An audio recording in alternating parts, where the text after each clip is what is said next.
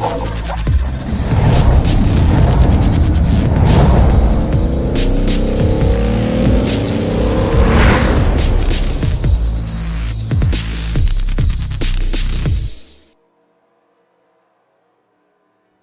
good evening, everybody, and welcome here as we get ready for All-Star Racing here for the RTG All-Star Open Super Speedway style. Now here tonight, this is the open race, this is the qualifying race, 3 stages, 3 different winners transfer in, and it's at Talladega Super Speedway. I'm Seth Cole alongside of Michael Norman, and Michael, I mean, a lot of All-Star races are at mile-and-a-half tracks, but we're at a Super Speedway where basically anyone in the field has a chance to get to the front. Absolutely. It's super speedway, play track action. Gonna come from the back, go to the front, come to the back. You never know what's gonna happen here. A lot of times as well at super speedways, it's all about your friends or where you find them. So you got to wonder if we're going to have some alliances here. You push me, I'll push you. But you got to think when we get down to the end of each one of the heats, each one of the segments, all bets are off. Absolutely. You're gonna find your find friends where you can find them. But in those final couple of laps, it's every man or woman for themselves.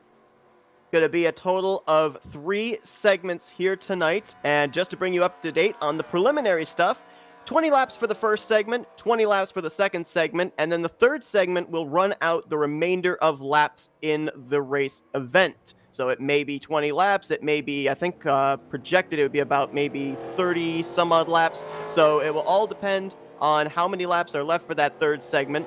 Obviously, we mentioned the 3 winners of each segment. They are moving on to the All-Star race, which is going to be taking place on Thursday. And there's some rules as well that these drivers have to do. They can't just go out there and try and work their way to the front. Pit road's going to come into play as well, Michael.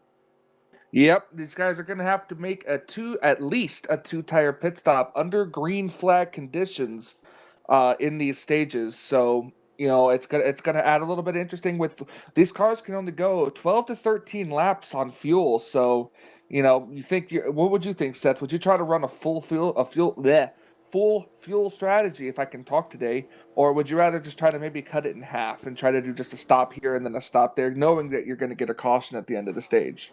Yeah, I mean, I kind of think that first and foremost, you've got to get a pack of drivers that are going to come to pit road with you, whether you split it in half or you try coming down with 2 to go.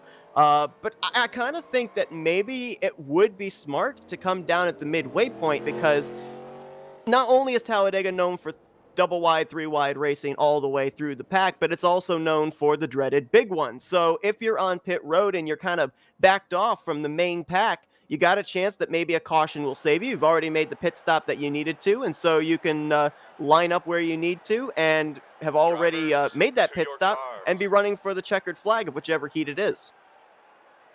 Absolutely. It's just like I said, it's going to come down to some good strategy and just seeing where you can end up around the final couple of laps. Take a look here at the starting lineup here for this heat race. And on the pole position, we've got the number 90 of Bernie Mobbs. He's going to start alongside of the 28 of Mark Paglia. Behind them in row 2, you got Jessica Shelton to the outside of David Cannon. Row 3 finds Steve Melson and Denny Daniels. Row 4 is going to have Dave Robbins and Joe Weber. Next row holds Jim Glode and Dave Melson. Behind them, we got Wayne Pibnow, and to his inside, Glenn Harris in the 00. Lance Monksgaard in the 86 alongside of Stephan Martel.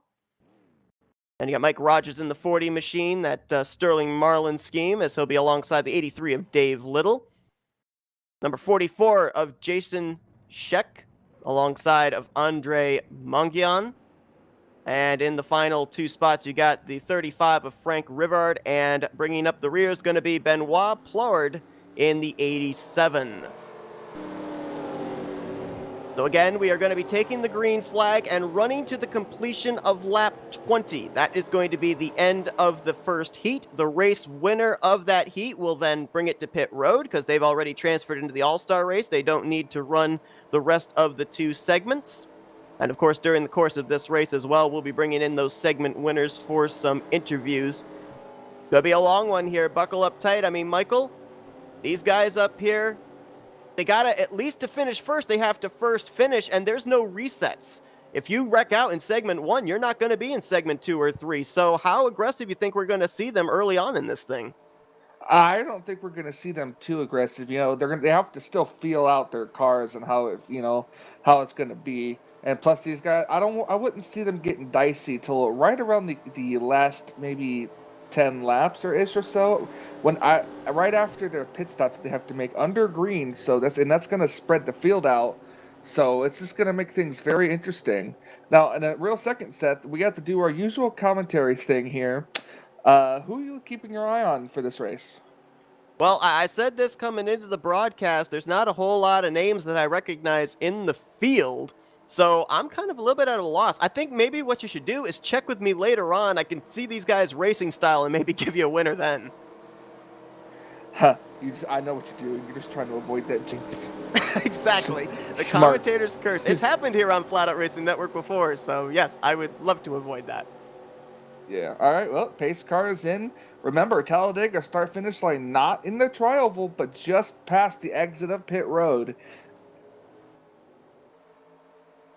So as the number 90 of Bernie Mobs leads them down at a measly 70 miles per hour, waiting on the flagman, and the RTG All-Star Open at Talladega Superspeedway is green. I was waiting for you to say let's roll. That's for offline, Michael.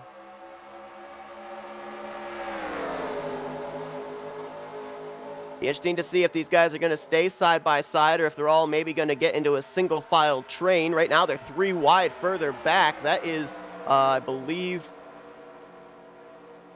that's the 12 car dropping back there. As he's now going to tuck in line. 4th on that outside line. Double wide down the back straightaway. I think maybe the 12 was just kind of maybe going to the back, and that's not some bad strategy either. Go to the back where it's safer. You've got a better chance. We have a wreck. We already have a wreck in the back. And that's the 12. And there's several drivers collected up in that one. Yep, big time accident here. Benoit Ploward is in it. Glenn Harris in the 00. Mike Rogers, we saw the 12 was involved, and there's another driver there as well. I believe that might be the 62. It is Ronald Luzier. Yep, 86 involved too. Heavy damage on these cars. And just like that, one lap into this race, and already multiple cars probably done for the night. Well, yeah, and even if it is moderate damage at a super speedway, depending on where the hit takes place, if it's on the front of the race car, that's going to lose you a lot of straightaway speed in terms of aerodynamics. Let's go back and see if we can find out what exactly happened.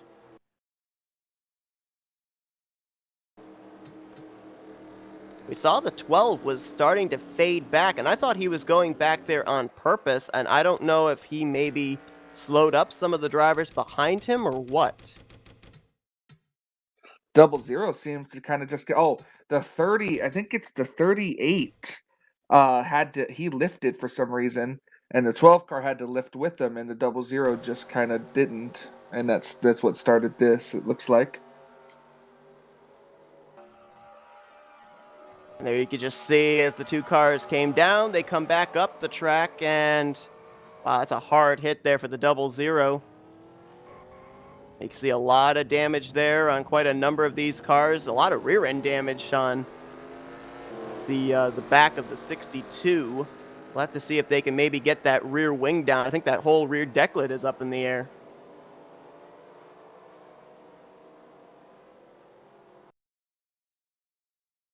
Yeah, so multiple cars involved and all this damage and stuff. It sucks because, like we said, so early on into this race.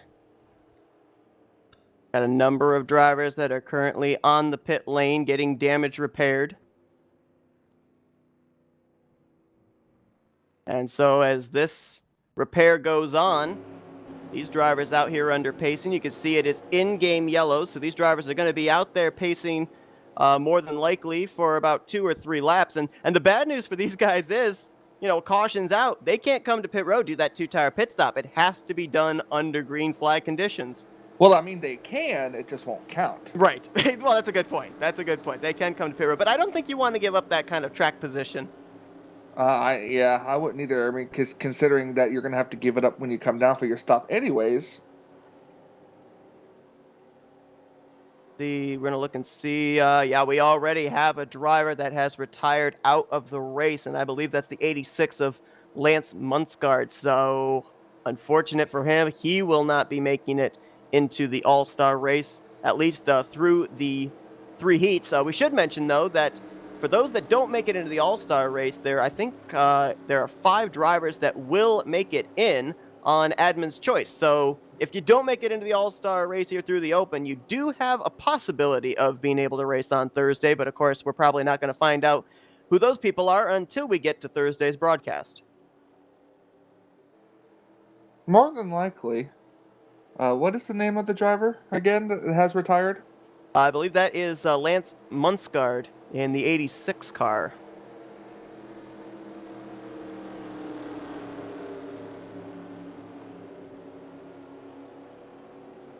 I think we're going to try and get him up here for a interview, find out what he saw that incident over in turn 3.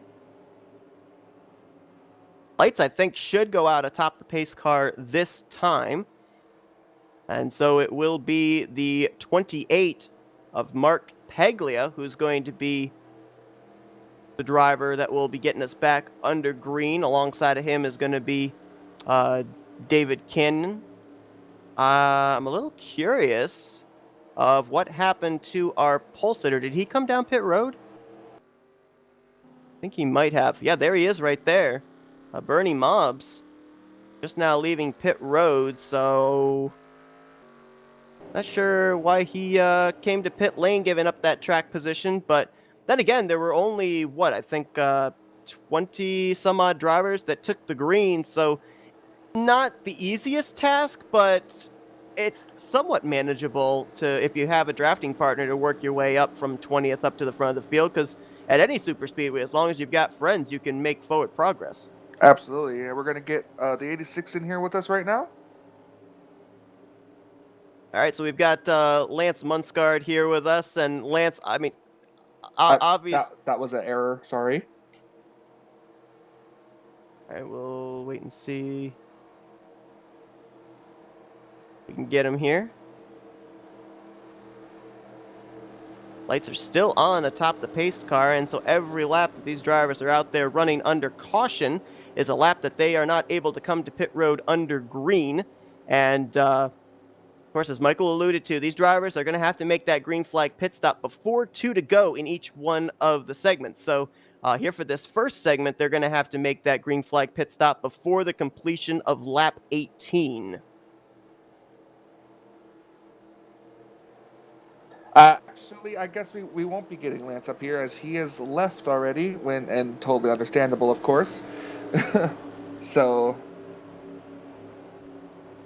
A tough break there for him. Didn't even get to complete the first lap before getting all torn up there out of turn 3. And that's another thing too, is I know that these drivers, they want to survive to be able to have a shot at winning, but it's a non-points event. And usually when you tell drivers there's no points on the line, that kind of changes the way they approach a race too.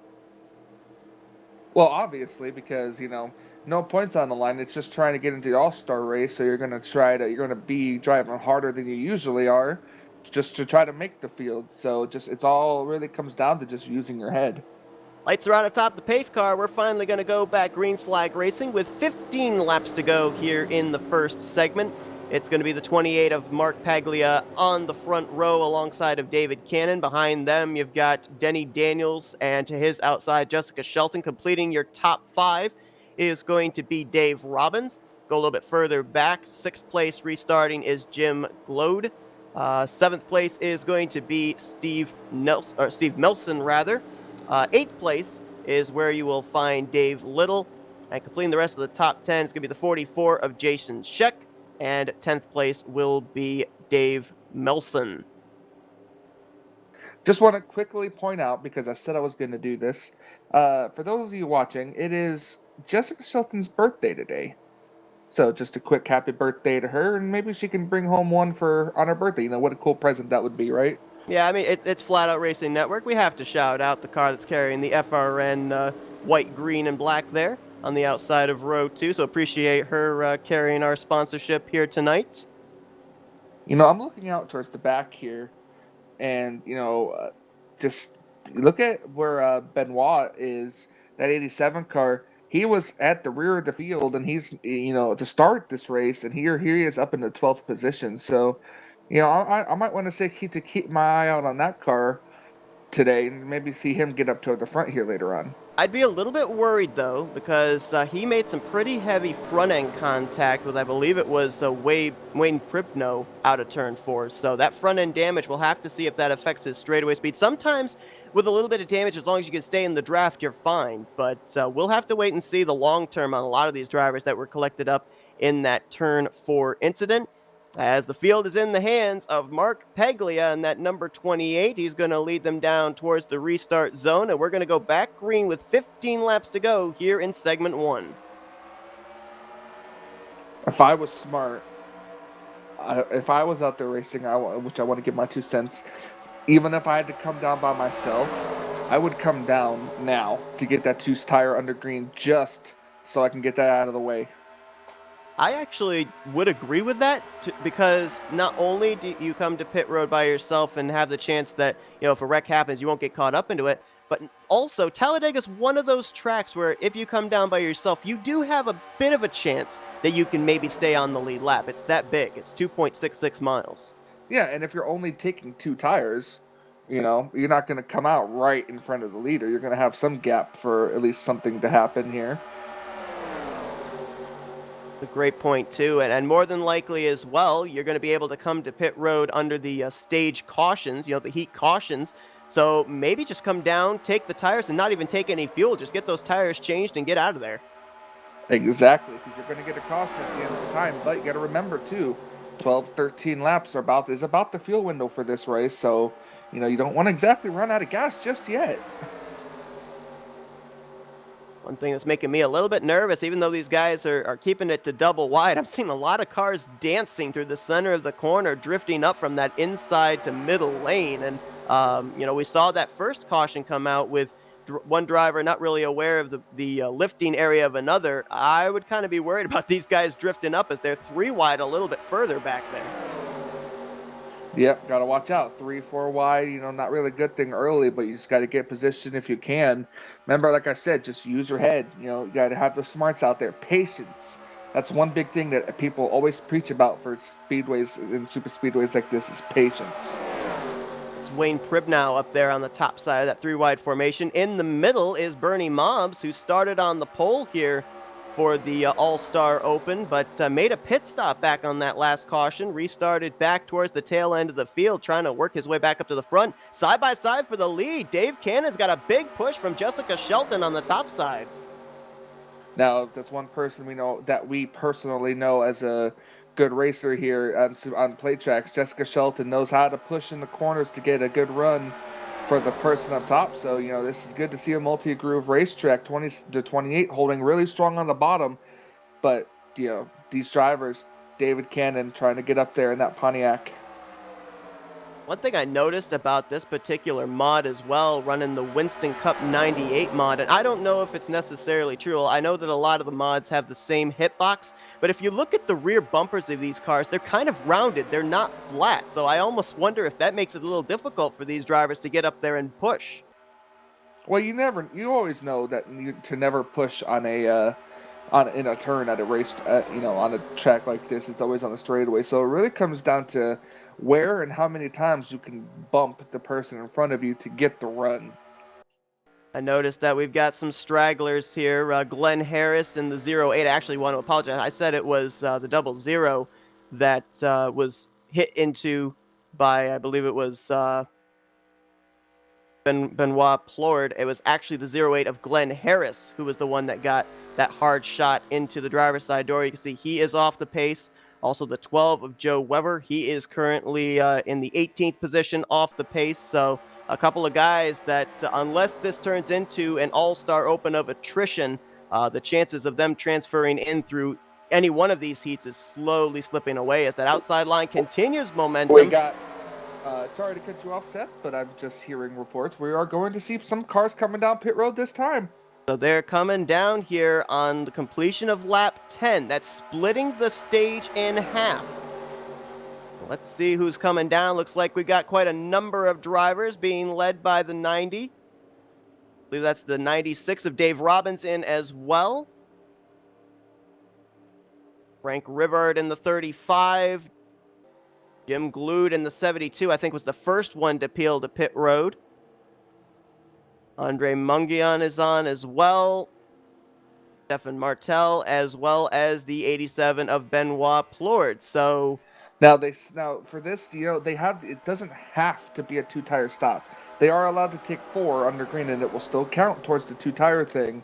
So as I was gonna say, it's a question of what they were gonna decide to do. It looks like everyone's taking 2 tires. yeah, I think you would have to take 2 tires because you would lose so much time trying to take 4. And when you've got a caution that's going to be coming out in the next 10 laps, when you can then come to pit road under caution and take 4 tires, I mean, why would you risk losing that time? We saw the 40 of Mike Rogers off the pace. He was collected up in that lap 1 incident. He's now been put a lap down as the leaders got around him. Dave Cannon now showing the way as Jessica Shelton was able to push him there. She slots into second, and that moves the 28 of Mark Peglia back to third.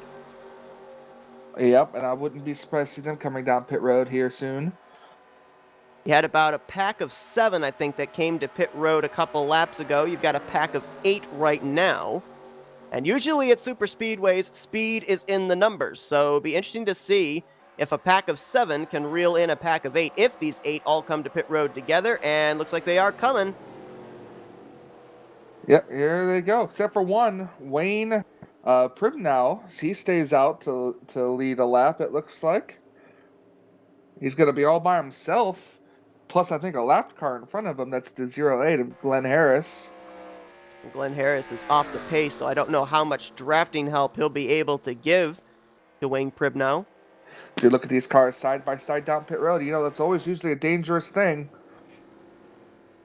If they can all hit their pit stalls correctly. So a little bit of the 31 overshot his pit stall, and that might have affected Jessica Shelton. Yeah, Denny Daniels overshooting. Shelton had to woe up for him, and now that kind of begs the question of whether these guys are all going to be able to come out of pit road together. They came in together.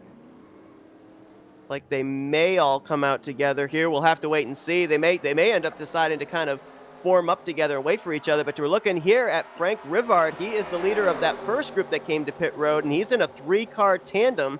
And it looks like these guys might actually be able to get up there and take first, second, and third. Yep. 3-car pack right here goes right by and gets right to the inside line. The Frank Rivard will more than likely, I think, cycle to the lead. That will move Andre Mungian to second, and right behind them is the 96 of Dave Robbins, who will move to third. So now the question is, how much of a distance can these 3 drivers put between themselves and the rest of the field, who are trying to get themselves formulated up? You got a 2-car tandem behind them with Steve Melson and Jason Scheck in 4th and 5th. And then you got another 3 cars behind them with David Cannon, Mark Peglia, and Dave Little. As you see Wayne Pribnow coming out of pit road, he's going to be losing a lot of spots, it seems like. He is. He was, not Ruz, I don't know what Ruz is. He was top 5 after that one lap here, but now here he is going to be losing a lot of spots as he tries to fall in line. So now the question is, if you're these top 3, how long do you stay in line? Because obviously all 3 of these guys want to win this first segment and be able to put their feet up for the remainder of this race, knowing they're locked into the All-Star event. But at the same time, they want to make sure they maintain that gap back to 4th, 5th, and the other cars there in that other 3-car pack. Oh, the 12 car stayed out. He's now making his way on the pit road for his pit stop. Yeah, he was on pit road back under the caution, so that's why he's able to go out a little bit longer. That's going to give Frank Rivard the official lead here with about 6 laps to go in this segment. And it looks like, if I'm looking at the telemetry correctly, 4th and 5th are actually reeling in that pack of 3. They may just barely have the draft there, just a sniff of it. And if you got just a sniff of it, that's going to allow you to be able to get a good run And they're going to catch a slower machine there. That's the 40 car, still off the pace of Mike Rogers. They're going to go around to the outside of him, and it doesn't really look like these top three are lining up that well. They keep kind of stepping out of line each other. That's what's breaking up their draft, and all of a sudden we got a 5-car pack at the front. Yes, we do. Now the question's going to remain is if any of these are going to make a move. They're coming to 5 laps to go in the stage. And remember, winner transfers. It gets to put his feet up, like you said, right after this race. And of course, these drivers here, they also have to keep in mind, yeah, they want to race aggressively to get that win in the first stage, but they also don't want to wreck themselves doing it and take themselves out of competing in the next 2 stages. That's very true. They don't want to take themselves out either, so it's going to be hard. I wonder if this 3-car pack might be able to run these leaders down too. I'm not too sure, well, especially if they keep... Well, look at the interval when they cross the line. I mean, the last time by, it was about 1.86 seconds from 6th up to the leader. If that closes up, they may have enough time to have something to say about it. See at the line this time, interval was 1.86. This time it is 1.20, 6/10. Yeah, they're closing. And if the telemetry is correct, they're going to be in this 5-car pack and make it an 8-car pack within the next lap and a half. Especially if these cars keep catching these lapped cars here. And yeah, they're definitely closing in. Saw them actually pass the 90 of Bernie Mobbs, who started as the pole sitter for the Open. He's now been put a lap down, currently in the 16th position. I believe that we were told that when the caution comes out for the stages, 2 drivers get the free passes. So right now the 90 would be in line for 1. The other one would be the 40 of Dave Rogers. That is if another car that is all by himself, the 12 machine of Joe Weber, if he doesn't get reeled in before the stage is over. And all of a sudden, Michael, here we go. 8 cars in this lead pack to settle it out for the first stage. And the outside line gets going. That is the 44 of Jason Scheck. I don't know how to say that last name. I think it's Jason Scheck. Oh, there we go. Ooh, big time accident. Oh, we got a blowover. That's the 96 up into the air. And I think that's going to bring out a caution. Yes, it is. Yes, it is. The 83 of Dave Little collected up as well. Dave Robbins was up and into the air as that rear spoiler caught the air and the whole rear of the machine came off the racing surface. Jason Scheck there in the 44, and we'll have to go back and look, but to me, that looked like the 96 wanted to come up and get the push on the top side, didn't time it correctly, and we had some bumper grab. Absolutely. That's the one big thing here in our 2003 is bumper grab with internets and everything, and I'm going to double check, but I think the stage might end under yellow. And if it does, I believe that Frank Rivard was the race leader, so he would be the driver that would transfer. So a very timely caution for him. We're going to look at this down the back straightaway here. And I think we're going to very clearly see. Watch the 96. Now you see the 44 is going to get a big push here from Dave Cannon. And I think that Dave Robbins wanted to come up and get the push. Timed it just wrong. The bump was uneven. Robbins up and into the wall. Scheck into the wall. You saw just an innocent victim there in Dave Little. And a wild ride there for the 96 of Dave Robbins. That's one thing with the high speeds of Talladega, so aerodynamically dependent. If your car turns just the wrong way, it's going to catch air. I haven't got any confirmation yet, so I'm sure the admins are hard at work right now talking, which is probably why I haven't got my confirmation yet. So I'm safe to say we might just have to assume that the stage is going to end under yellow. Well, they ran about, 3-4 laps of pacing with our first caution back on lap 1. I think we went back green flag racing on lap 6. And as they're going to cross the line here, this would be the proverbial white flag, if you will, for this stage.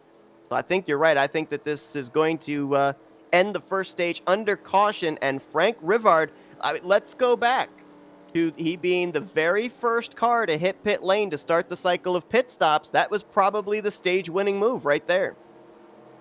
It probably was. I guess we'll find out officially when he crosses the line and pulls off and retires, and then we'll have to pull him up for an interview. But yeah, so it would be proverbial congratulations to Frank right now. if he's able to put around this next lap here. And as it looks like the 90 and the 12 would be the two that would get the free passes here for the upcoming second stage. Another thing that we should point out also is that when this stage comes to a close here at the completion of lap 20, if indeed that is when it's going to end, and Frank Rivard wins this heat and moves on to the All-Star race, we are going to then count 20 laps from when we go back green. So we got to wait and see when the green flag comes out to be able to give you what the target lap is going to be for these drivers for the end of the second stage. And then I don't know if we touched on this at the top of the broadcast or not. After that, when we go back green for the third stage, we are running the completion of this race to the completion of lap 76. So whether we end up having 20 laps or more than 20 laps for the final stage, we're running to the official checkered flag. Yep, and that's gonna make things pretty interesting too. So, going through turns 3 and 4 at a very measly 70 miles per hour, Frank Rivard could be the official stage 1, getting a little ahead of myself, winner. And, we mentioned the fact of, you want to battle for that win in the stage to be able to go to the All-Star race. And we got drivers coming to pit road here, so I guess Rivard, we know he's going to transfer, so he's going to stay out and cross the line here and then probably bring it to pit road. All these other guys are coming down, making the pit stops now, which actually makes sense so that we'd be able to go back green sooner. But I'm wondering, with some of the hits we saw there for Jason Scheck in the 44, you see him right there, as well as Dave Little and Dave Robbins. How up to speed are they going to be when we get ready for our next two segments? Well, there's the official. Just got the word. It's official. Frank Rivard has won stage number 1. So he will be bringing his car to pit lane. His day is over. Mission accomplished. He'll be racing in the All-Star race on Thursday, and we will momentarily, when he emerges from his race car, be getting an interview with him, getting an idea of what it's like for the drivers out there. I mean, we're only up here in the broadcast booth. We can only assume how the cars are handling and everything. We're going to get a expert opinion, if you will, from someone that's actually out there experiencing everything from the driver's seat. We'll probably see him come to pit lane this time, and I think actually we do have him available now. Frank, it's Mike and Seth up here in the booth. You got us? Yeah, got you guys. Congratulations, man. You winner of stage number 1 that you transfer in. How does that feel?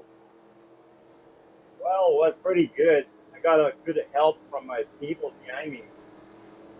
My buddy Andre helped me a lot from Quebec, Canada, too. Yeah, it was great. Yeah, Frank, I mean, we've been seeing a lot of aggressive racing out there, when everybody's all bunched up. Is that because this is a non-points event or just it's Talladega? No, it's Talladega. I didn't qualify. I started back of the pack because you always have a big wreck at some point. So I avoid the wreck, and there we go. Got the win. Well, mission accomplished. You're going to be in the All-Star race, and you get to watch the remainder here of the Open. Congratulations, and we look forward to seeing what you're able to do in the All-Star race event on Thursday. Thank you, man. See you Thursday. All right, you go have fun watching this race from the pit box.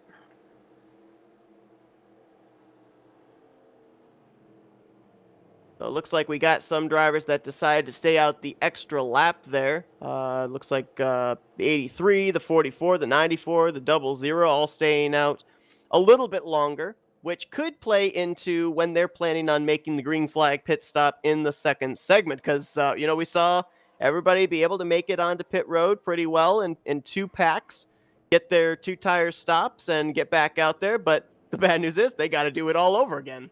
Yep, and there go our 2 wave around cars, getting their laps back. Bernie Mobbs and Joe Weir.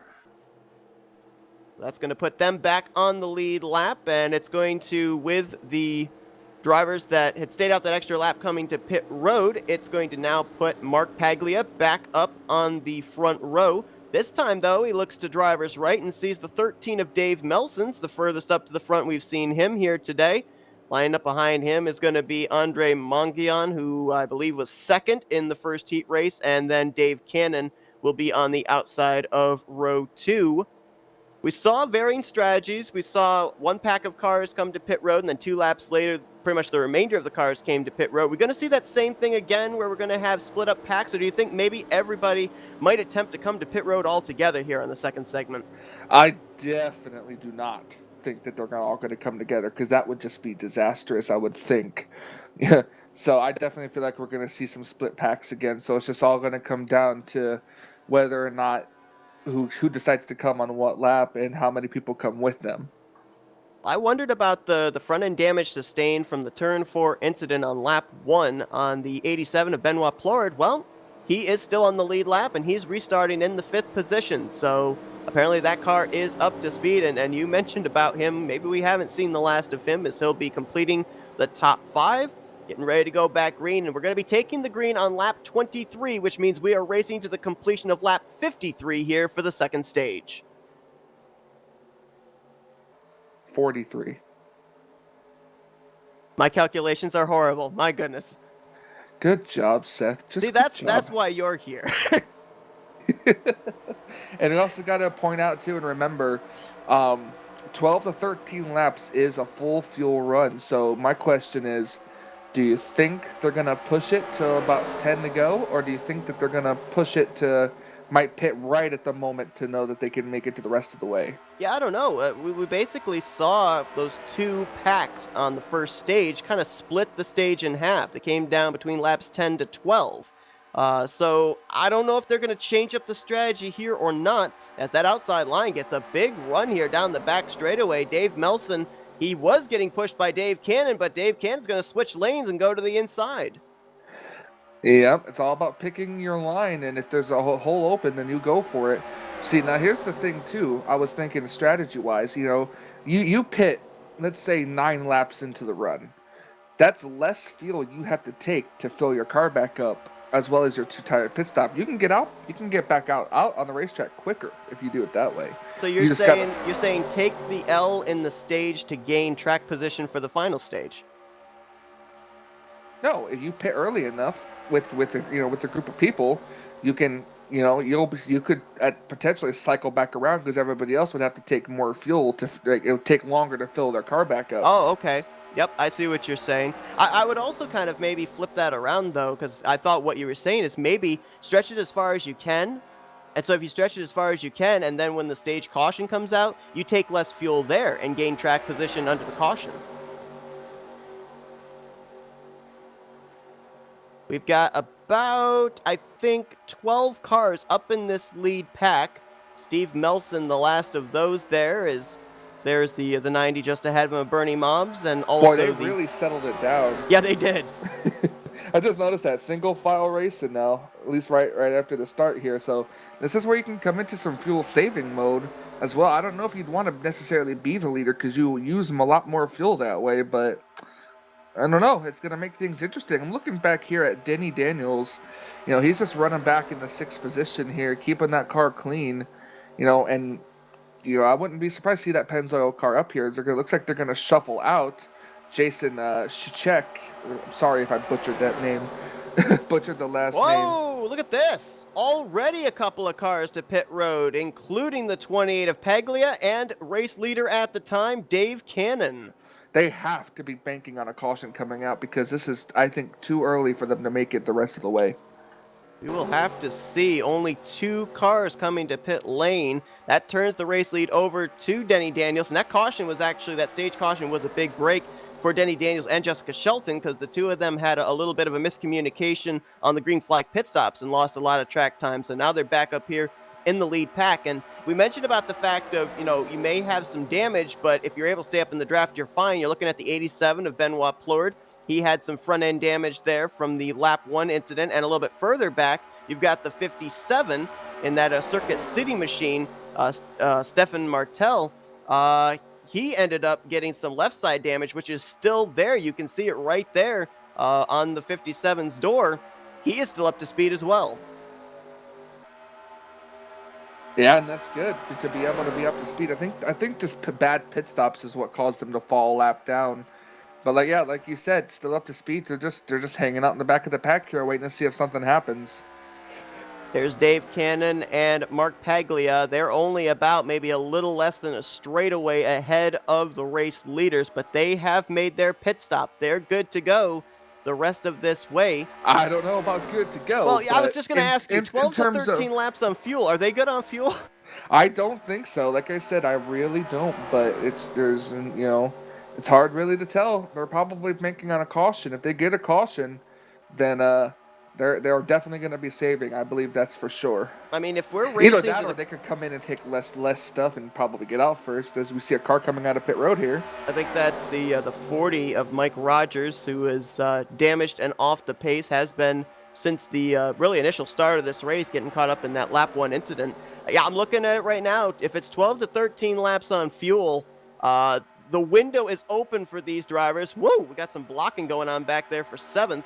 But the fuel window is basically open to make it to the completion of the segment somewhere around lap 30, lap 31. So I'm with you. I think they are banking for a caution here, and if they don't get it, they may have to make 2 pit stops here in this segment.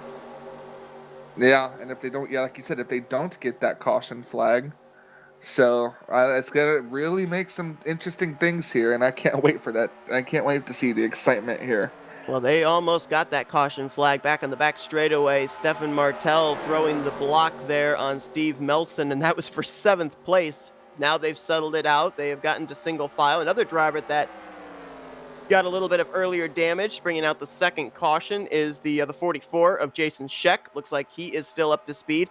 The way we would definitely be able to tell is if you've got damage and you're the last car in a lead pack, when they're single file, more than likely you're going to lose touch with that lead pack, but he's sticking with them. So it looks like that car is still up to speed and still capable of staying in the draft.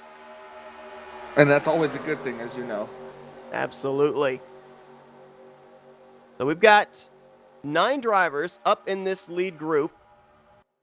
Looks like the 00 was on pit road of Wayne Pribnow. I don't know if that was a scheduled stop or not. I think he had a black flag. If my sources are correct here, looking, I believe he had a black flag. Oh man, that's a huge thing too that we really didn't talk about with the fact they're having to make green flag pit stops. You cannot afford a penalty. Ooh, I believe our leader is pitting this time.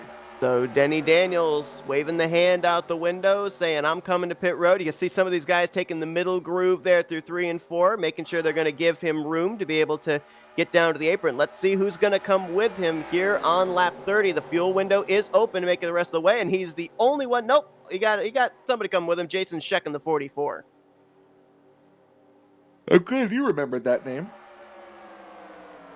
Interesting, too, because we had, a pack of 6 the first time and another pack of 6 the second time. Now we're seeing 2-car tandems come down pit road. We had David Cannon and Mark Paglia before, and now we've got Scheck and Daniels coming to pit road together. Are these guys getting a little nervous maybe coming down the big pack? I definitely think so. Like I said, I did not see any of these cars coming down all at the same time. So we know now that these drivers here, whenever they pit, they'll be able to make it the entire rest of the way here to the stage caution at lap 43, completion of lap 43, and nobody's going to pit just yet. So these might be the guys now that are utilizing the strategy you were talking about, Michael, of maybe stretching it as far as the fuel window can go. I don't know. I really think the better strategy would be to pit with enough laps left to make it just then, but I don't know. It's really tough to call. I want to look here at the difference of lap times between a pack of what is now 7 and that 2-car tandem up ahead of Paglia and David Cannon. Right now, the last lap for race leader Dave Melson was a 49.575. Cannon ran a 50.289. So this duo, they're losing about 3 to 4 tenths a lap to this lead pack, but here they all come, and it is everybody. Ooh, I saw a little bit. Hopefully nobody gets a speeding penalty. Yeah, Steve Melson came in awfully fast, swinging around the outside of about 4 cars. If he managed to get it... Did you say Steve? Because I think his name is Dave. No, I'm talking about the 038 there. He swung around 4 cars, and if he got it down to 55 miles per hour, he just picked up 4 spots there on pit road entry. Yeah, that's good.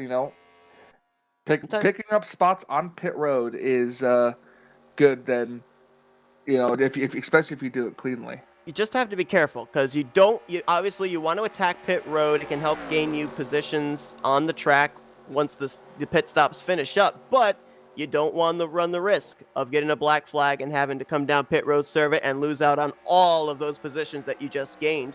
We're looking here at Denny Daniels in the 37, Jason Scheck in the 44. We'll see how far up they rotate here after the cycle of pit stops. Looks like they're going to get up at least to maybe 3rd and 4th, as they're going to try and reel in the top 2, which are going to be Steve Melson and Jessica Shelton. Ooh, and we all know, so Jess put herself in a good spot this time. Last time she kind of got a little bit messed up because when the 37, I believe it is the 037, overshot his stall. But look at the run they get to the outside. These front 2 not fully up to speed yet. A lot of momentum there, and that's going to shoot Denny Daniels to the front. Got a car coming to pit road. I think that might be the 13 of Dave Melson. Yes, he had stayed out. Yes, he did. He actually was the leader the last time around, so he's coming to pit road by himself. The last time it took him a long time to get bunched up, and I think we had a pack of 7 at the conclusion of the first stage. Right now, we're in line to maybe have about 8, 9 cars up here in this lead group, as we're still, when we hit the line, going to have about 9 laps to go here in the second stage of this race. Yeah, and to think about this too, these cars all pitted exactly kind of when I said they would. Right about right with the 8, 9 laps into this run, these guys all came down pit road. That gives them just enough fuel to make it to the end. So some of these cars that stayed out a little bit later, they might be good, but some of the cars that pitted a little early, I would probably think will be maybe trying to save. As look at the 3 that number 3 Pontiac is going to leave Jessica Shelton in the middle and go for a run on the outside lane. Had a big run. Shelton tried to move up to lead that outside line, but just too much momentum. Dave Cannon jumps up 3 wide, trying to charge up here to the front. Ooh, little bit of warp there on the, I think that was the 35. And no, that's not the 35. It's the 44. Yeah, the 44.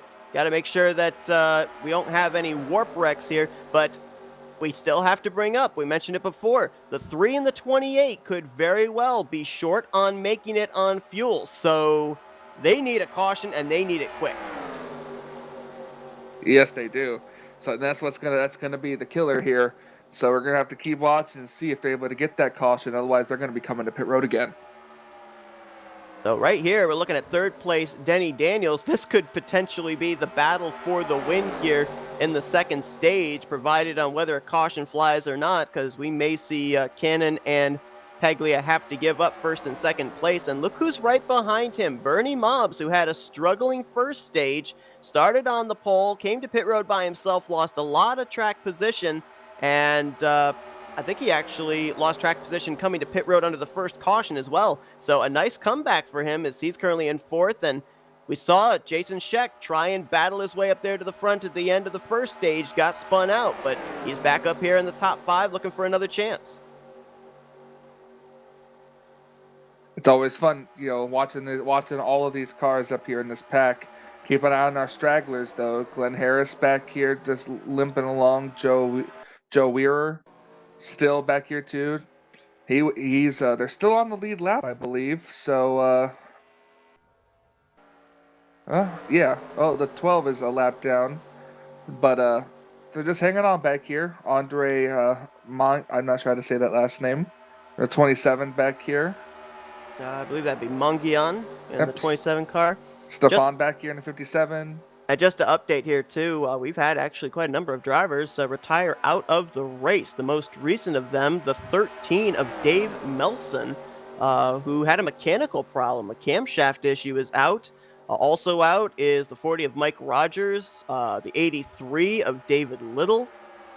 35, of course, is out because he was our Stage 1 winner, Frank Rivard, but also out of the race were Dave Robbins in the 96, the 72 of Jim Glode, and we already had documented about the 86 going to the garage area, and the 62 of Ronald Lucier out of the race. So a lot of drivers during the course of this event have gone to the garage area, some for crash damage, some for mechanical issues.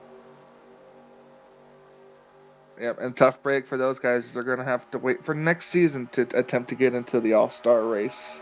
Almost 3 wide back there again, as there comes Dave Cannon and Mark Paglia to pit road, so they couldn't make it. Now their goal is to keep themselves on the lead lap making this pit stop, so that way they don't have to worry about taking a wave around when we get to our third and final stage. Yep, Jessica Shelton was peeking to the outside there, but thought better of it and got back in line. She sits in, I believe, what's going to be now the 4th position. When we get to the line, it's going to be 4 laps to go here in the second stage. And remember, our first stage ended under caution. So we'll have to see if these drivers can get back to the completion of lap 42, which would be the proverbial white flag here in the second stage to be able to race it back to the checkers. But if we get a caution before then, especially in the next 2 laps, more than likely this stage is going to end under yellow. Yeah, we're about at that point of no return in a way of getting it back green before the stage ends here. And with that being said, knowing that there's a chance that the stage could end under yellow like it did in this first stage, I mean, if you're someone like Jason Scheck or Bernie Mobbs, Jessica Shelton, how long do you wait to make a move? Because if you don't make a move and a caution comes out, then Denny Daniels is going to be moving on to the All-Star race, and you're going to have to try and rely on the third stage. But if you make a move now, make the pass for the lead, and maybe get the caution while you're out in front, then you're the one that transfers. Yeah, but there's always the downside of that too, of making a move and getting left out to dry. So it could go both ways, and I'm not sure if you wait or not, because it's just going to be a very difficult decision because you yourself don't want to be left out to dry. Steve Melson trying to make a move further back there. He's got Wayne Pribnow with him. I believe that the 00 is the first car 1 lap down. And correct that, he is now the third car 1 lap down he is the first car 1 lap down, I'm sorry.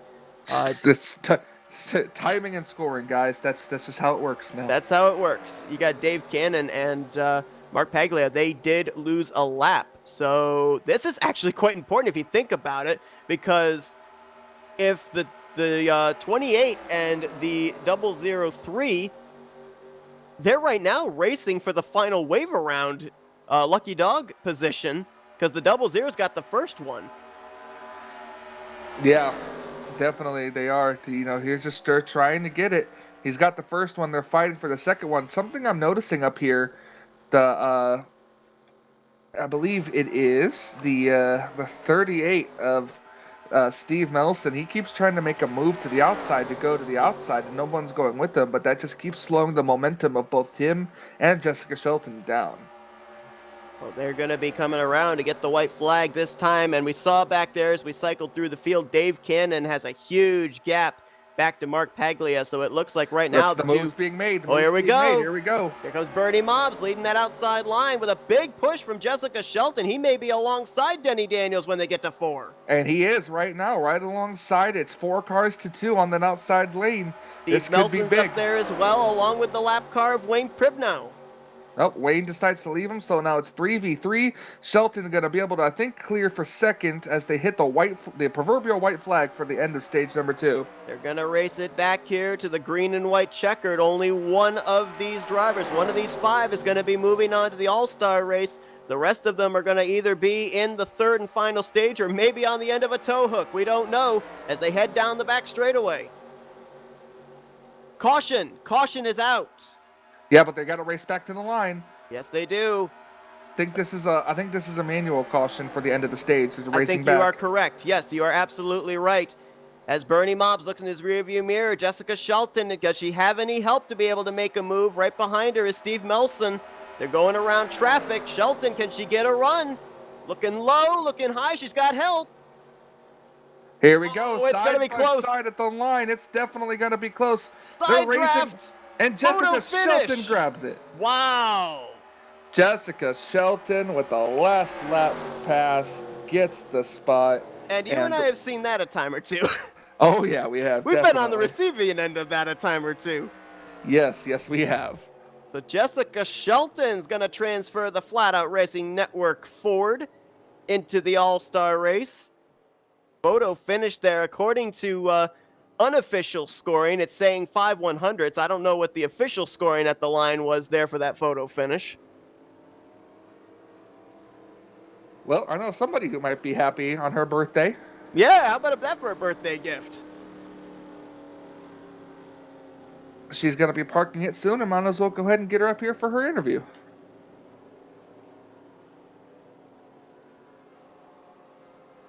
And just to state as well, the 2 free pass cars under this caution are going to be Dave Cannon and Wayne Pribnow. So that's going to have us with 9 cars on the lead lap here for this final stage, at least at this point. And here we go. We got Jessica Shelton in here with us. And Jess, I mean, Michael and I said we've seen you put that move on us a time or two before there. I mean, great slingshot to the outside. Did you think that was going to work? No, I thought I was going to get hooked. Yeah, congratulations. That was great. Also, very good birthday present. Now you get into the All-Star race. Yeah, I suppose. I mean, it was pretty fun racing. I thought I actually had the first segment pretty well in hand, and then I had an issue on pit road. And then during segment 2, I was planning just to ride and see what happened, and I found myself up front. I was worried when I saw David and everyone else pit earlier on, so I was just curious, and I was trying to manage my fuel. And when David came out behind me after the full pit cycle was over, I figured, okay, well, I'm in a better position, and I'm sitting there running behind the driver, the Sitco car of Bernie and Jason. I thought, well, I'll just ride for now because I didn't think I was going to be able to make a move at all. And lo and behold, I followed one on the bottom, and I saw, I think it was Melson try to make a move up high, and right when he did that, I made sure that he got close enough to when he got right there at me, he was going to hit my back bumper. So he was going to be committed, because when, someone hits your back bumper, the car behind you slows down, opens up the hole on the inside, someone else gets there, you can't go anywhere but stay on the outside. So I kind of felt like it was going to be a drag race to the end. I didn't expect to get it that. Yes, I want to ask you, we're obviously not down there in the driver's seat, but it's looking like these cars are dancing around a little bit out there, and that's typical of a super speed bike. But is there anything in the setup that's making it a little bit difficult for these drivers as far as like holding it straight in the corners? Well, in the corners, it's just your typical super speedway. You go on the bottom, it wants to push up, and it's just like when you come off the corner, it just wants to get away from you. It either wants to pull right down, depending on what your steering assistance is, and for me, it was pushing up just slightly in the exit of the corner. So I've had to really arc it and turn it really hard to the left to stay on the bottom. But that's the only thing I can think of that's bothering me with the thing personally. I don't know anyone else's feelings on it. Well, obviously a great run here. You're able to breathe a sigh of relief now, knowing that you're locked in. You don't have to take part here in this this final stage. And again, a great birthday present for you. I want to wish you a happy birthday here from everybody at Flatout Racing Network. Well, thank you very much. I mean, it was great getting the birthday wish from Christopher Pierce this morning, but I'll take one from you too, Seth. There you go. His alter ego. Oh, it's out of the bag now. Yeah, oh boy. All right, Jess. Well, you go have fun watching the rest of this race, and try to enjoy your birthday, however much longer is left of it. I think it's a couple hours. Good job. You made me feel even worse. All right then. So, not putting my foot in my mouth anymore. So. All right. You can blame me for that later. Yep. All right, so as we get set now for the final stage, looks like if the lights go out this time, we'll be going back green on lap 48, which, again, you could probably correct me. My calculations will probably be wrong. I'm going to say that we're then going to have a total of 29 laps left to go. Am I right?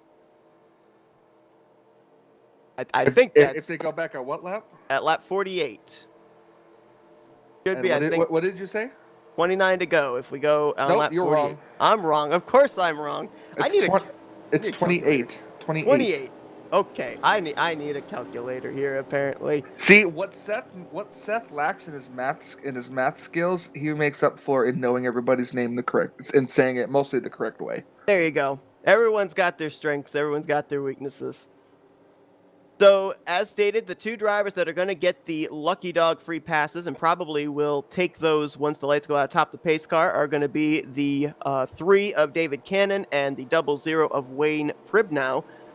2 laps down is where you find Benoit Plourde, who I think made an unscheduled stop. Either that or he was on pit road by himself for a lengthy amount of time. So he is 2 laps down. He'll need 2 cautions to come out here in this final stage in order to get himself back on the lead lap. And also 2 laps down is Mark Paglia. I don't know what happened with him. I wonder if maybe he got a black flag penalty perhaps when making that second pit stop with Dave Cannon, because he lost a lot of ground. So he's now 2 laps down. Also 2 laps down is Glenn Harris in the 08. We know that Jessica Shelton has retired from the race as she's already transferred in. Also out of the race is the 12 of Joe Weber. And There you goes see, our 3-lap cars, it looks like. it actually Must be looks like, yeah, that's Glenn Harris. Looks like he's taking a wave around. That's what I figured it was be a wave around. So now you're right. We got about 28 laps to go. Well, we should anyways, because like you said, lights are off now. So we're going to have 28 laps to go on this restart. That's only 8 laps more than the previous segment. So what are you thinking? I'm thinking roughly, 2 pit stops it seems like this will be? Yeah, somewhere in that vicinity. I don't think we saw clearly with Dave Cannon and Mark Paglia having to come to pit road. There's no way that you can make it on 1 stop. So yeah, it's going to be a 2 stop race. And I also think we're going to see the aggressiveness kick up a little bit more here as well, because if you think about it, this is the last chance to race your way into the All-Star Race event. And you've only got 6 cars right now. You'll have 8 when those other 2 that got the free pass come here, but really only 8 cars that are in the hunt for this victory. Yeah, eight cars. This doesn't seem like a lot, but really for a track like this, it is, And I don't see them going aggressive too early in this run because, like you said, we got 28 laps. That's still a long distance for a track like this. Absolutely. So Bernie Mobbs, who finished runner-up in the second stage by 5/100ths of a second, going to be alongside of Denny Daniels. Row 2 is going to be Stephan Martel, and alongside of him is the 27 of Andre Mangian. And then behind them, the rest of the cars that are still on the lead lap are going to be Steve Melson in the 038, the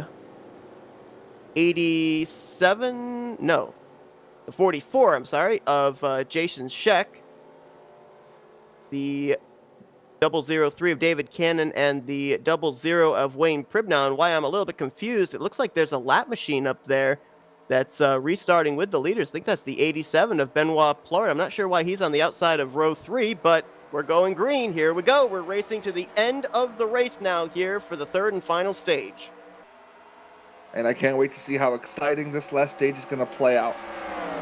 Right now, you've got the top side with 2 cars. All by himself is Bernie Mobbs on the bottom, and Denny Daniels with the aid of Andre Mangian. They're going to go to the front, it looks like, and they're kind of getting wadded up behind them, trying to figure out who wants which lane. And at the same time, they're getting a pretty big run. That 28 car is getting a big run there in Mark Paglia. Yeah. And let's keep an eye on this 27. He was laps down earlier in this race, and here he is battling for the lead. And he's got a lap car pushing him. I mean, there's a couple of drivers up here that are off the lead lap that are still in this lead pack and up to speed that could play a huge factor into pushing one of these lead lap cars to the checkers. And that's very true, too. And as a regular driver, that's got to, give you a little fury, upset you just a little bit that a lap car will come into play here. But, it is what it is. You got to work your way around both the lap car and him if you want to get that victory. Yeah, I mean, if they're up to speed and maybe right here, the 27 and the 87 have a little bit of an alliance, they may be teammates. Who knows? And if they're able to work together, and that 87 isn't really holding anybody up in terms of speed, then I say more power to him. But you see that outside line now trying to form. Denny Daniels, Mark Paglia up there, Dave Cannon. I believe they've also now got Steve Melson up there with them. So 4 cars trying to get that second line moving. keep an eye on it. The outside lane usually would be a good lane to be in, but it's usually now where the most cars are in a pack. Daniel's going to get at least alongside of the 90 of Bernie Mobs. That is a battle for second. Wow, that 87 is loose into turn 1. And that could be more of a hindrance than anything. Gracious, he almost came up and doored the 28. Yeah, it's the setups have got to. This track has got to be getting slick now, so they just got to be really extra careful going into these corners and hope that just the slightest little bit there isn't going to be enough for somebody to get into the back of you and turn you around in front of everybody. He had managed to push Andre Manguian up to the front, but that little bobble really killed the inside line, and so now Manguian's going to fall back at least to 4th, maybe to 5th, as now the top 3 are Daniels, Paglia, and Cannon. Whoa, that's close. Oh no! 27 around. Oh. Andre Manguian through the grass, back up the racing surface, and What no a caution as he save. saved it. What a save! He never hit the outside wall. I don't even think he hit the inside wall either. Holy cow! Oh my gosh, that Now, was that was the incredible. tough break is that he's not going to get a caution. He's going to lose a lot of track position, but at least that don't car's say still in that. one piece. That's true, but don't count out a caution. These guys are still racing pretty hard up here. Man, Okay, they were. they were. That might have maybe put a little sense into them of, hey, we still got a ways to go here. Yeah, definitely. But yeah, tough break for great save, but tough break for that 27. He was trying to make a move down there, had his left sides right on the yellow line, trying to get by Dave Cannon for 3rd. And I think he maybe had to lift a little bit as Cannon wasn't giving him a whole lot of room. And I think it was the 87 of Plord that got into the back of him, hooked him around. But boy, that car, where it was spun by all intents and purposes, should have made contact with something. Mark Paglia, he is a lap down in the 28 car, but he's trying to get a lap back the hard way, -2 to the race leader right now. Yeah, that 87, I think he fell a little earlier in the race, so that was a tough break for him. Fell out to come back in, so he's got to fight the hard way to get it back. So, and he's trying to fight the 28, who's leading right now, who just got a lap back the hard way. Not leading the race, but leading the pack. All right there, I believe that was the 27 coming off of pit road. Manguian making a pit stop, and a big reason why, you saw him go for a big slide, and the drivers that are racing in this event, the reason that the fuel window is so low, they're racing on what is called 3x wear, and I would assume sliding as long as he did, that probably wore his tires, so he really had no choice but to come to pit road.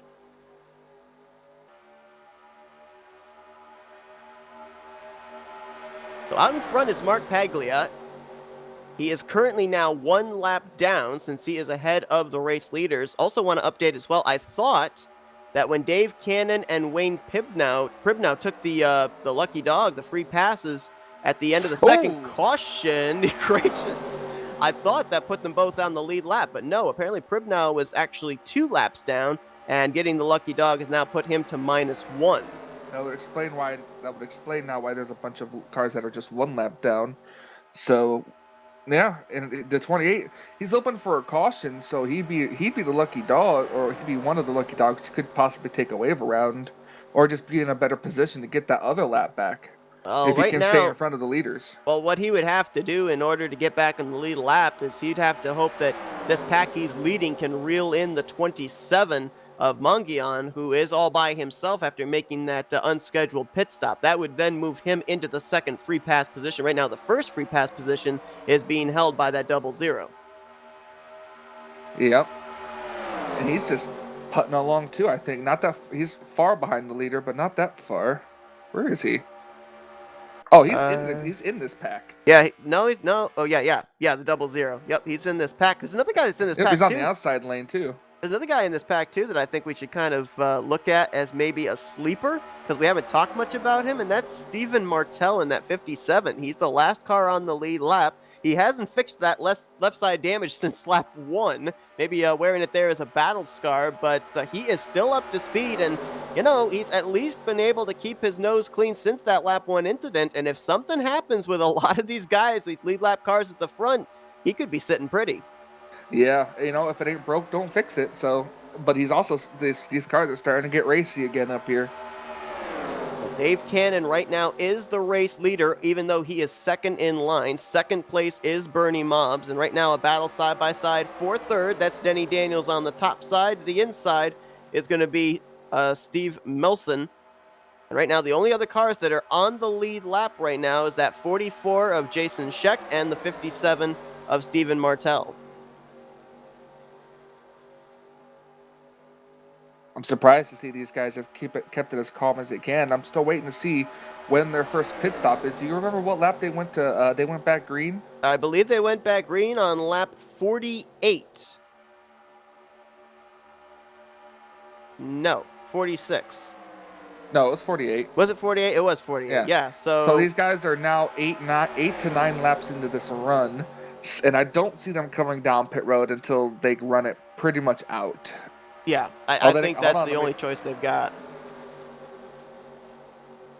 Oh, okay. I thought maybe I saw something, some people indicating pit road, but I was wrong. I mean, you could. Oh, never mind, I lied. There's one car coming down pit road this time, and it is the 87 and the 00. Yeah, I was saying that you could maybe short pit, knowing what the fuel window and is. And the 57.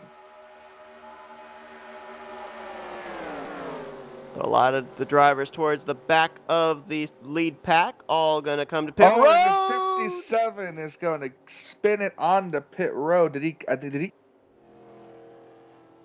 think he may have gotten a little contact with the pit wall with the left front. He almost was on the brakes too hard. That car almost flipped over. Yeah, so that's what happened. Yeah, he came in way too hot, and if he doesn't get a black flag for speeding, he's going to definitely get a penalty for entering pit road unsafely. And that's a tough break because Stephan Martel was running on the lead lap in that lead pack, and now he's going to lose a ton of track position. As that happens to him, that may actually move the 27 up into the 6th position, and here come the leaders. Yep, and this is under green, so if for some reason they still had that 2-tire strategy or rule in effect, this is going to cycle it around until everybody does it. I'm really jealous because I've seen packs of 6, packs of 7 come to pit road, and they make it look so easy. It's not that easy when you're behind the driver's wheel, folks. Oh, no, not at all. Everything can go wrong. One little slip up or miss, tug on the wheel, and all of a sudden you're just... you're colliding in a wall or with other people. Plus the fact not only do you have to be aware of getting down to 55 miles per hour, but the guy ahead of you may have a different braking zone than you do. And so you have to be aware not only of your braking zone, but everybody else around you, as everybody in this lead pack in a complete pit stops. And right there could very well have been an exchange for the lead on pit road. Actually, no, there was another exchange. Actually, Bernie Mobbs got out ahead of Denny Daniels, who got out ahead of David Cannon. Wow, tough pit stop for the 003 car. It just lost him a couple spots on pit road. Looks like these three, Mobbs, Daniels, and Cannon, they may be able to draft back up to each other. I'd be a little bit concerned right now about Steve Melson, though. I don't know if he's going to be able to latch onto those guys or not. Well, he's got the 87 behind him, so if any of those two get hooked up, they might, depending on how much the front pack here races, which it looks like they are going to race, catch him. They're going to go around the 28, and that actually puts Mark Paglia a lap down again. He was, or actually 2 laps down, I should say. He was ahead of these guys before the pit stops, which had him 1 lap down. And with these guys all pitting, the 27 of Andre Manguian, for the moment, is back on the lead lap. So you can bet he is hoping and praying for a caution right now. The 57, who had a pit road issue, he still is on the lead lap as well. But both of those drivers need a yellow if they're going to be in contention for this win in the final stage. Yeah, they do. And they need it badly. But for now, it's a 3-car battle up front. We're possibly looking at the top 3 but they still got... They're coming to 16 laps to go, and that's a whole nother pit stop. Yes, so here's the thing. If you could run 12 to 13 laps on fuel, when do you short pit? That's going to be the key. Yeah, I mean, we've seen here we had about, what, a pack of 8, 9 up there, and now it's turned into a pack of 4. That's what happens at these super speedways, depending on what happens between the pit stop beginning and the pit stop ending, the field gets so broken up. So, yeah, if you're maybe Mobs, or if you're Daniels, or if you're Cannon, you're maybe talking to the 28 car behind you saying, hey, I'm going to come to pit road this time. Come with me so I don't come alone and I can try and jump the gun on these other two. Yeah, because this is where the part where you want to find your friends, because when it gets down to those final couple of laps, it'll all go out the window. You So see back find there, your friends now, and maybe you'll be in a good spot. Steve Melson back there. I think he may still be in the draft. I can't tell. Doesn't look like he's really dropping rapidly. That time by, he actually did gain on the leader, so I think he is back in the draft. So we've got 4 cars now up here in this lead pack that are battling for the win. The wild card in all of this, though, could be that number 28, 2 laps down, in Mark Paglia. And remember, we saw him working earlier with pit strategy with David Cannon, so I almost wonder if he would be an ally to the 3 when Cannon eventually decides to make his pit stop. Yeah, and we're gonna have to see too. Various pit strategies here have played out so far into this final segment.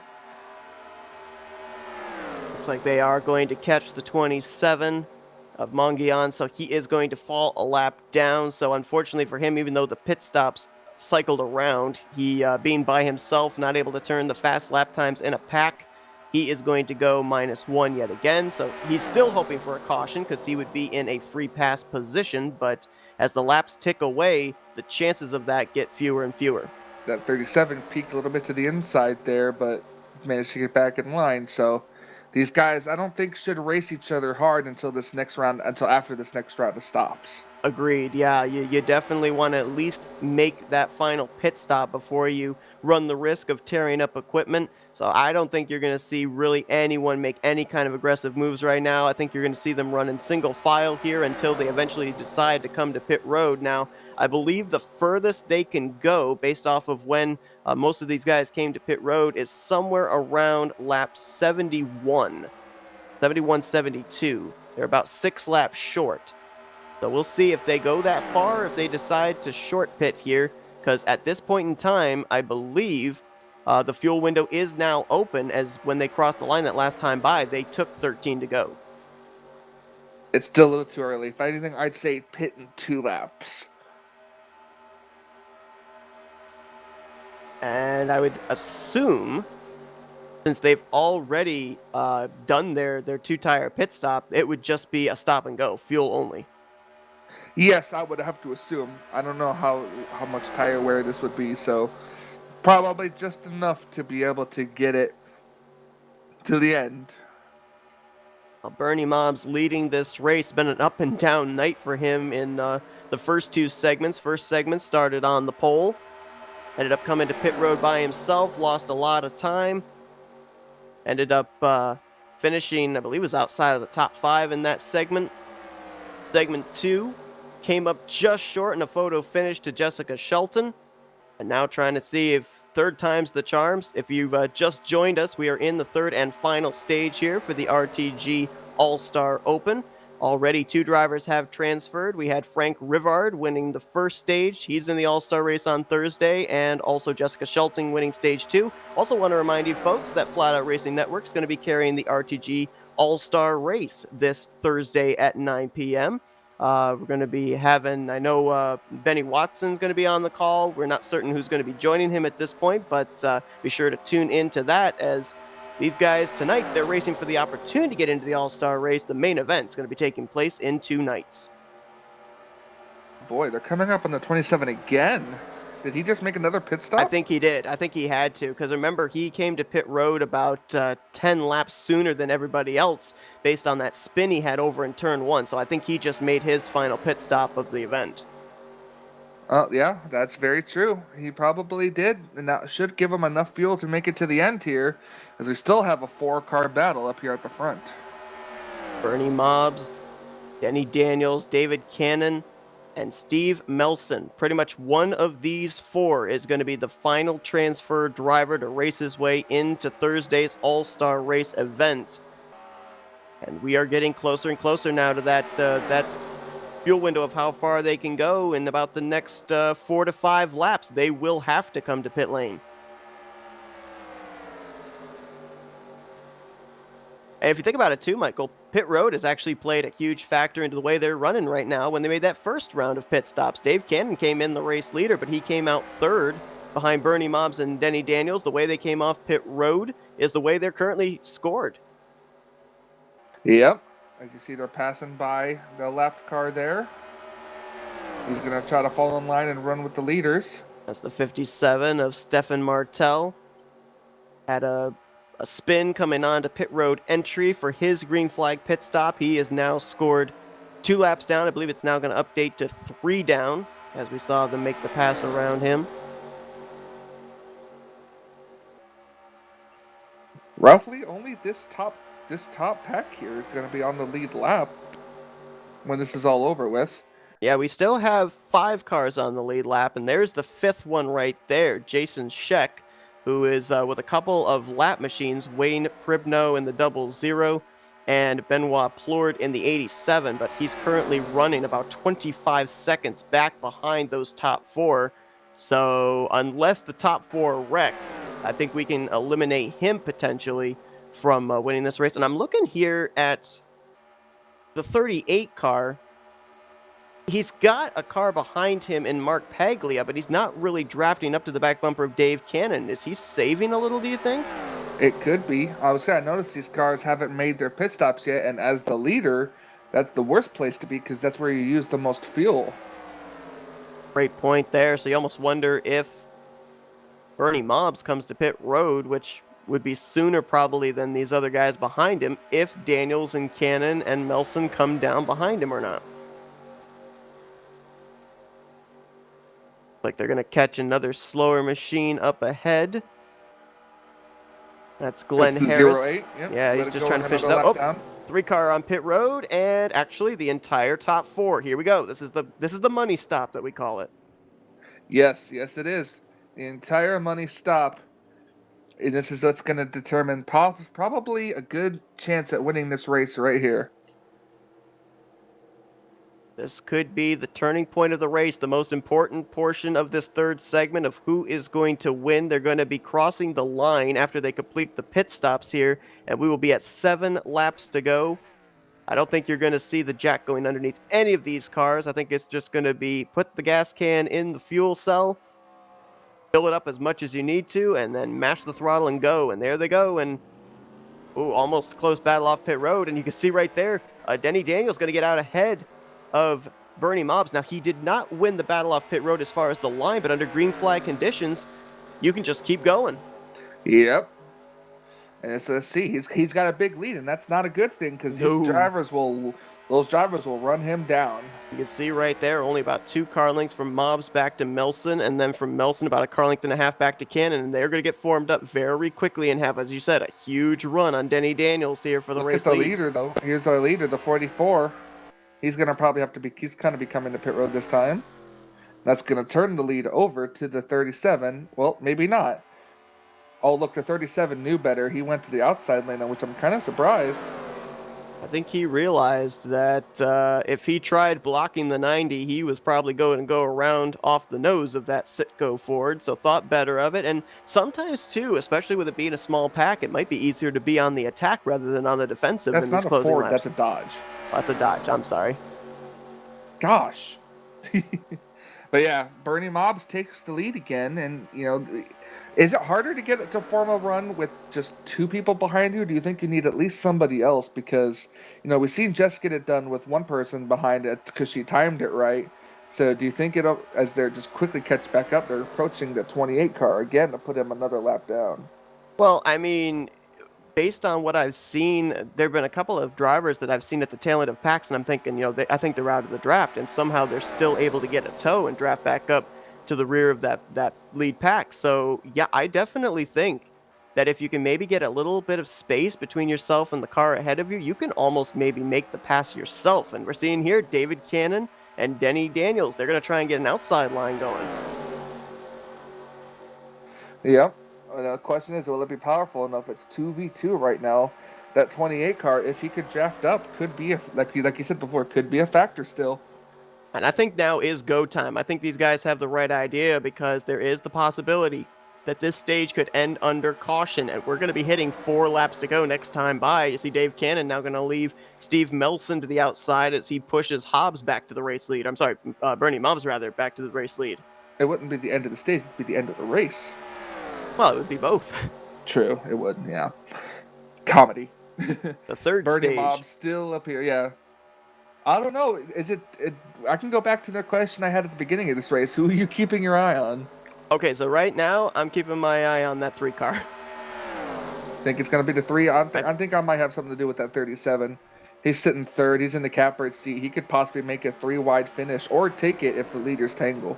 I've been seeing that 3 car really utilizing the outside line, utilizing the runs here, especially back in the second stage. I know that obviously he was off pit sequence there, had to come to pit road 2 separate times, but if the 37 sticks with him, I think that you're definitely going to see David Cannon utilize that outside line to try and make a move. But I guarantee you right now, Bernie Mobbs in that 90 machine, as we're going to be hitting 3 laps to go, he's looking more in his rearview mirror than he is out the windshield. Oh yeah, and that's what's going to happen here. You're going to be mirror driving, and that's what's going to be. That's what can make or break your race. Mirror driving right there. 3 laps to go. I'm kind of wondering what Steve Melson's doing back there. He hasn't lost touch with the top 3, but he's giving them an awfully wide berth. Maybe he knows something we don't. Maybe expecting the top 3 may wreck and he can slide on by and steal away this stage win and get into the All-Star race. They're catching up on some more traffic, but the lap traffic's done a pretty good job of getting out of the way, so I don't think it'll be a factor. And look at the big run that Steve Melson's going to get there. Yeah. 3 car, a little bit of side-by-side there, but he's still in it. There's 3 coming to 2 laps to go this time by. He just made another pass on Glenn Harris. I believe they're catching back up to Stephan Martel. 4 cars and 2 laps. Who is going to be coming back to the checkers? The question is, which flag are they racing to? Are they racing to the caution or are they racing to the white? Well, right now it's the white. So here we go as they head down the back straightaway. This is kind of where Jess made a move to start her run to winning, but they're going to stay tightly tucked up behind one another. When does David Cannon make a move, or does he get left out and Denny Daniels make the move? Back there, you got Steve Melson trying to make something happen, but it's difficult to do when you're the 4th car in line. You've only got 1 car behind you. They're going to see the white flag this time. And to bring out a saying that you say an awful lot of times, you either bring home the trophy or the steering wheel, and that's what's going to happen right now. 1 lap to go at Talladega. This is going to be it right here. Got a slow car up ahead that they may have to contend with. Maybe someone can get a little bit of draft off of this as Denny Daniels make a move to the inside for second. No move yet. It might be still a little too early. Mobbs leaving a lane down there open. But I think David Cannon is going to maybe try and swing around the outside. Ooh, little contact back there between Daniels and Melson. Here we go. Let's see. 37's going to go to the inside, maybe. Nope, the 3's just going to push. And Bernie Mobbs, who started on the pole for this open. Oh, as Denny Daniels goes around there off the nose of Melson. Still crosses in 4th, but Bernie Mobbs started P1 in this entire open. And at the end of the day, he's going to finish P1 as he will be the 3rd and final driver to race their way into the All-Star race. Very interesting. We'll have to see what the admins label that coming to the checkered flag. But the 38 is credited for finishing 3rd place. Well, we knew that neither one of them at that point coming out of the triover were going to be winning to transfer in, so I think they were basically just trying to see who was going to settle it out for 3rd place. Let's take a look here at the results.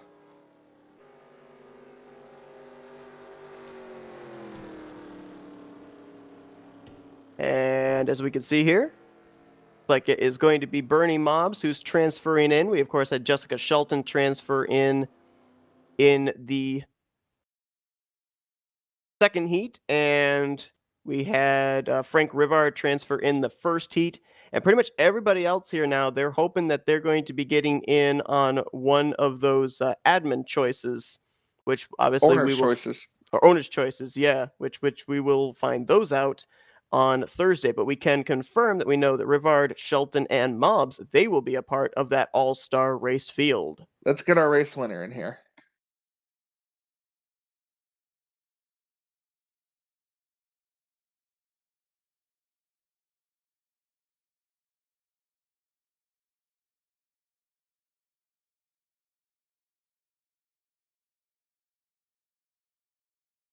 I was just told that the 90, the 003, and the 37 have transferred in, so they ruled against the 38. Oh, okay. So we now know 5 drivers that are transferring in. We can add David Cannon and Denny Daniels to that list, and maybe that makes sense now that we know why the 003 did not make the move on the guy that we're about to talk to here, our stage 3 winner, Bernie Mobs. And Bernie, you started on the pole position for this thing, kind of fell back, but worked your way to the front there late. I mean, kind of having to claw your way up there to the front, but overall, how was that race for you?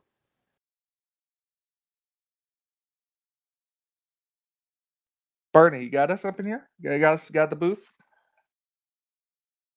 Yes, I'm here. Yep, that was a great race. Had a ignition problem at the beginning there. Had to drop to the back of the pack, but I got back to the front. Had a good time. How difficult was it based on the runs we were seeing drivers get to basically try and strategize how to be able to maybe throw some blocks if necessary there at the end? Well, it was tricky. I was wondering what was going to happen. It almost didn't want to be in first place. I thought it'd be back a couple and make a run back there, but I had some help from David Cannon there, and that got me to the front. We know that obviously with what was learned here tonight, you're going to be able to apply a lot of that when we eventually get to the All-Star race. Do you go into an event like that with a different mentality, knowing now that you're not having to race your way into the main event, or is it basically the same since it's Talladega? It's a little different because it'll probably take a little more time to do it, and patience is going to be a key. Well, obviously, mission accomplished for you here, being able to take the checkered flag in the overall race and taking the stage 3 checkers. So we know we're going to be seeing you in the All-Star race. Congratulations. Thank you very much. That was some good intense pit strategy too. You guys had a lot of fun out there, it seemed like. Yeah, that was the tricky part of the pick strategy, but that worked out okay. You just never know which way it's going to go. Talladega is an interesting track. Yep. All right, man. Good luck in the All-Star race. Looking forward to seeing you in there. Thank you very much. I'll see you guys later. All right, why don't we get some words with some of those other guys that have transferred in as well, David Cannon and Denny Daniels. And we've got Denny Daniels, who is going to be scored for 3rd place here in stage 3 and thus transfers in. I mean, Denny, we saw you up at the front. You kind of faded to the back. You went up to the front again. I mean, kind of an up and down day, but that's just typical Talladega. Talk about it, your experience there in the driver's seat. Yeah, well, that first pit put me behind. I got stuck on the inside, and then when it come down to my pit stall, I was inside to like 2 or 3 people, and I had to shoot the gap between cars and the wall, and I overran my pit stall. Then I got a speeding penalty, so I was pretty much out of it. Went out and the caution came out and let me get caught back up, and then after that, everything just started working good. Started hitting good pit stops. The gas mileage worked out for me. One stop I was coming down pit road with 2 pounds of gas or 2 pounds of pressure, and didn't know if I was going to make it to my pit stall or not. And then, there at the end, 4 guys, we just pick and choose who's going to make it and who wasn't going to make it. Yeah, you talk about the green flag pit stops and everything, and up here in the booth, you guys made it look so easy getting onto pit road. Was it really that easy, or was it like typical Talladega where you kind of had to have your head on a swivel and not only be aware of how you were approaching pit road, but everybody else around you? Yeah, that's the thing. You gotta watch who's doing what, and they usually one car will go low, one will go high, but then that guy on the high side, if he pits it, if he comes up beside you, then the guy on the inside stuck. But I was just doing the opposite what the guy ahead of me did. But I didn't want to run in the back of anybody, and wasn't. I'm not too familiar with the guys here, so I didn't know when they let off and stuff. But so I was pretty conservative, and but once we got out there going, it seemed like I had a pretty good car. Uh, everybody was running a nice tight draft. I got freight lined a couple times, freight trained a couple times there, and uh, on that last pit, I come out I don't know, 4 seconds ahead of everybody, and I knew I was going to get freight trained in. So, but that's just typical Talladega for you. Absolutely, but nonetheless, you are able to transfer into the All-Star race. So, with knowing that the All-Star Open and the All-Star race are both taking place here at a wild card track like Talladega, does your strategy change up in any way between those two events, or is it basically the same? No, it's pretty much basically the same. The fuel mileage is going to be a little. I think they're going back to 2x pits, so I think that's going to change. And plus, not have to do those stage racing. I don't think they do that in the big race. If they do, it's pretty much the same thing as we had tonight, with just 5 more laps of gas per or lap, 3 or 4 more laps per tank, I should say. So it's it's all going to be about the same, just a few minor tweaks and changes here and there. If Michael's got any questions here for you. It looked like you guys were having a lot of fun out there. How fun was it racing out there? Oh man, that was a blast there. They run real tight to that low line, and the high side cars. I mean, they as tight as they was running there. I believe they could go 4 wide and make lap after lap after lap at 4 wide if they run that tight. So it's a credit to the guys over here at this league, and I'm just kind of a newbie over here, and I don't do a lot of fixed setup racing, but kind of like to get out in the super speedways and just to go out and have some fun, and it makes you get better and makes you learn what to do and how to make a fast pit stop, and you got to watch your gas mileage, and of course, and everything like that. And so it's a blast. I love doing this. I just wish I'd still like to make my little tweaks that I make on setups and stuff. But I mean, it's the same for everybody. So it's still a blast. It's still fun. Well, we had a blast up here in the booth watching it all go down as well. It's at Denny Daniels. He's going to be transferring into the All-Star race. We look forward to seeing what you do there on Thursday. All right, great. Thanks, guys.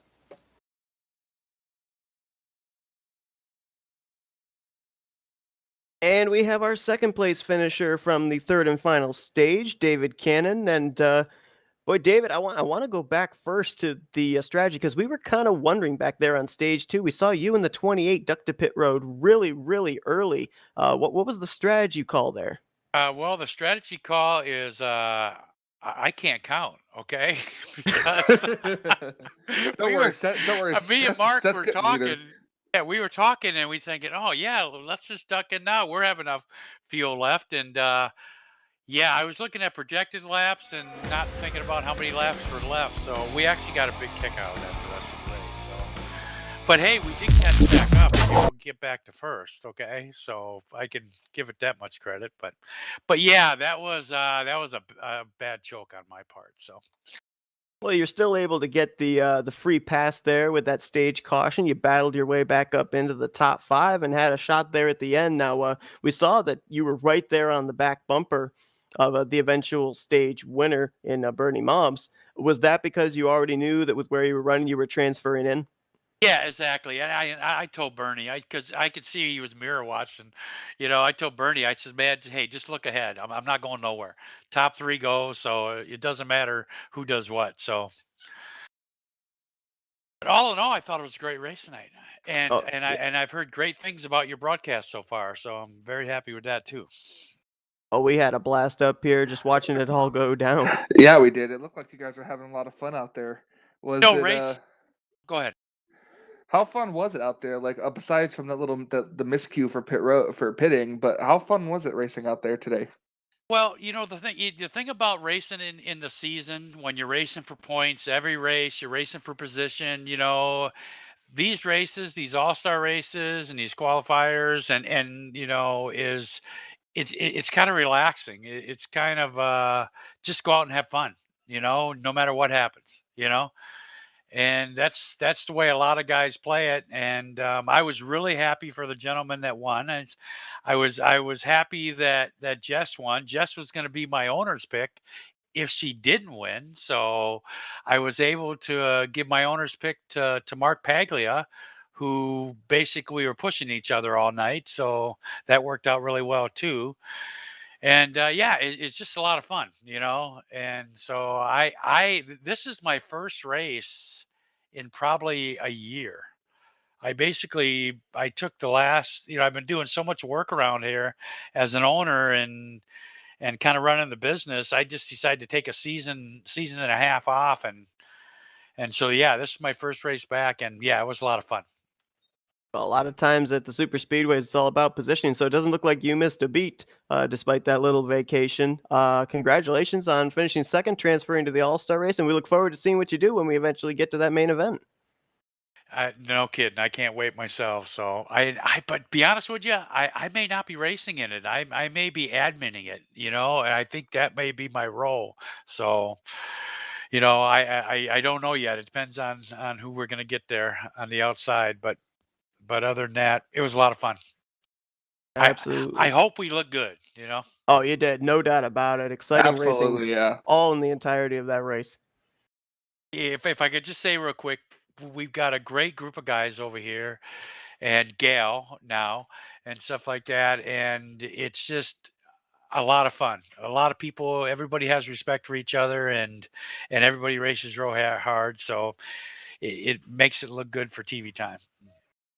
Absolutely. Well, obviously, congratulations on the second place run. We hope we see you on track on Thursday, but congratulations on a great run. And again, thanks for having us broadcast this because it was a blast. Well, that's awesome. Like I said, I've already spoken to a few people and stuff like that, and they all gave me the thumbs up on how you guys are doing and stuff like that. So we look forward to having more broadcasts in the past, and I will be racing the Tally Challenge this coming season. Like I said, I took the last 2 seasons off, but I'm going to race the entire season this season, so it ought to be fun. But thank you guys. Like I said, I want to thank Jessica for bringing you guys on board, and I want to thank you guys for making it so easy and stuff like that. And like I said, I look forward to doing a whole bunch of business with you guys. Absolutely. Glad to do it. That's David Cannon, brings it home second place here tonight in the final stage, and thus has a transfer spot into the All Star race. But we'll have to see if he actually is in the field or not. But congrats on a great run. Thank you. That will conclude the coverage here tonight for the RTG All Star Open. And Michael, that was just the qualifying races. I mean, if the racing was that good for the qualifying races, I can't wait to see what happens when the full field that is now locked into the non-points All Star event when they take the green this coming Thursday. Oh, absolutely. I cannot wait to see how this is going to turn out. If the qualifier was this exciting, man, I can only imagine what it's going to be like for the actual race itself. So congratulations to those that transferred in with the heat wins. The first heat, of course, was won by Frank Rivard, Jessica Shelton winning the second heat, and Bernie Mobbs winning the third heat. We also know other drivers that have transferred in, including David Cannon, Denny Daniels. We've just heard that Mark Paglia is going to be in there. So a lot of guys that we saw here in this qualifier, we're going to be seeing them in the main event race on Thursday. Again, be sure to tune in. Flatout Racing Network is going to have the call at 9 p.m. Eastern Standard Time. Benny Watson's going to be Mike's side. We still do not yet know who the other co-commentator is going to be, but hope you'll tune in for that, as it's sure to be a good one. Michael, as always, I mean, it's been a while since the two of us have actually done a broadcast together here on Flatout Racing Network, so great to have you in the broadcast booth with me tonight. What do you mean it's been a while? This is the first time it's happened on Is Flatout it the Racing first Network. time? Yep. Oh, okay. I thought we did it one time before. I can't count and I can't remember things. Don't get old, people. But that's going to do it. Thanks so much for tuning in here tonight. Hope you guys enjoyed. We will see you guys for the All-Star Week coverage on Thursday. But until then, you've been watching another broadcast here, courtesy of the Flatout Racing Network.